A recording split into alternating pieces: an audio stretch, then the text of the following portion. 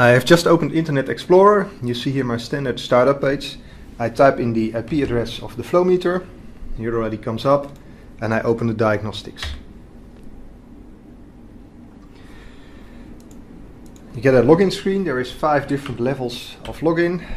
So I'm going to log in as a standard user. And diagnostics opens. You see here the overall screen of KROHNE Care. First thing you see is a green V, indicating the overall health of the meter. This meter is running fine at this moment in time. You see some basic data, such as the flow rate in the meter, the velocity, flow velocity in the meter, the speed of sound of the gas in the meter, in this case atmospheric air, and the signal acceptance of the different acoustic paths. In case pressure and temperature transmitters are connected, you see a live reading here. For this setup that's in our FAT room, we just plugged in a fixed value for pressure and temperature, since we have no transmitters connected. A second thing you see is the overall status of the meter here. The meter is not running only okay at this moment, but it has been running okay over the past 2 hours. Everything has been in green over the past 2 hours. In the field you will probably take a longer period, maybe a couple of days or even weeks. For this demo we took the last 2 hours. If we want to change the screen, for example, we want to go from overall status to status per path, simply click on the pull-down menu, select status per path, and there we go. Here's the statuses per path. Also, the timing here can easily be changed. Go to options, click on settings. The settings menu open. Here we can change, for example, the unit info. We can go from metric to imperial if you want to. We can select all these values up to the customer, very easy. If we want us to change the display information, go from the last 2 hours to the last hour. Save the data to the meter.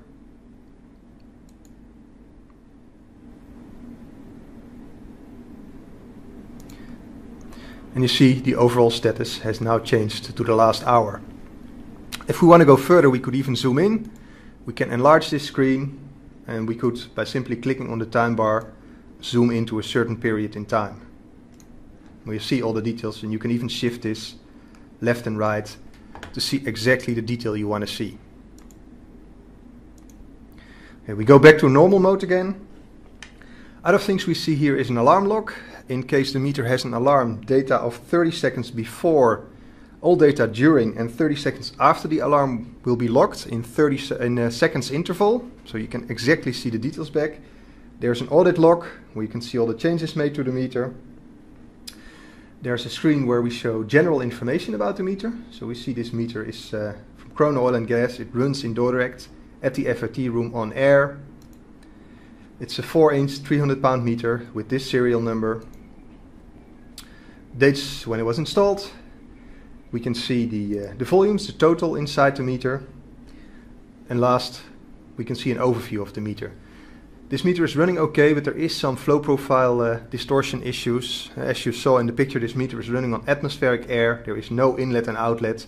So once in a while, we might see the flow profile is slightly distorted. This is the start screen. Next screen we go to is the advanced mode, where we look a bit more in detail what's happening inside the meter. We're now in the advanced screen of KROHNE Care. As you can see, the screen on the left and the screen on the right have not changed. This meter is still okay, still the green V. And here you see why there is a green V.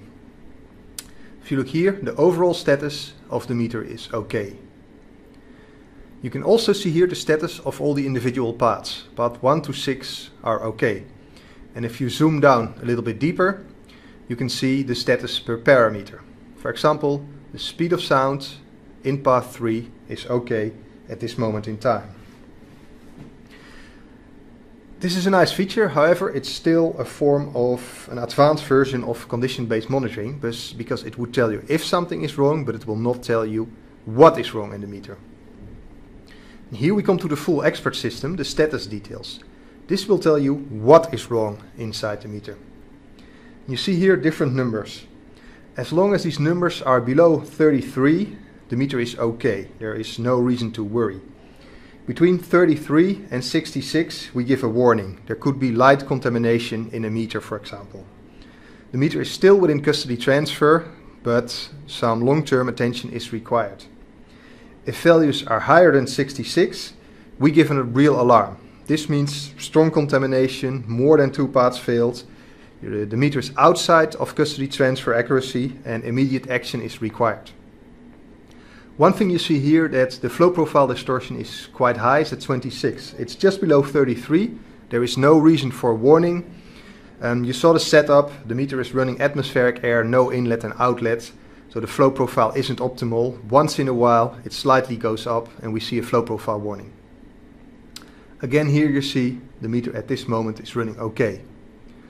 Last thing you see on this page is the graph here. It shows velocity per path, but we could change this again by a click of the mouse into anything we would like to see. The lights you see here are basically a summary of the expert screen. So I'll now go to the expert screen. And in the expert screen you see the lowest level of evaluations we do. All individual checks that we do are shown here and are given a value. You see, for example, here on velocity there is some warnings and an error on the flow profile velocity. That does not mean the overall health of the meter is not good, but it means on the lowest level we see some warnings. We combine those into the advanced screen and from there we come to an overall health of the meter. We're now under the graphics header and we have here the real-time historical and status screen. We're in the real-time screen at this moment. And here you can see all the live readings of the meter. You see, for example, in the graph here, the gains per path. You see that a few gains are high. That's paths 3, 5 and 6. 3 and 6 are high because of the low pressure in the meter. The meter runs at atmospheric air, so the longest paths, 3 and 6, will have slightly high gain. Path 5 just went to green again. A little bit high, nothing to worry. It has to do with the atmospheric conditions under which this meter runs. Other items we see are signal acceptance, speed of sound, flow velocity in the meter. You see that in every case path 6 has a lighter color. The reason is that path 6 is not used for flow measurement. It's only used for diagnostics, so we gave it a lighter color. We see here the flow profile, the signal acceptance, flow velocity per path and overall flow rate. As with the other screens, all those screens are user modifiable. We can, for example, if we take signal acceptance, enlarge the screen and we can change the form of the graph.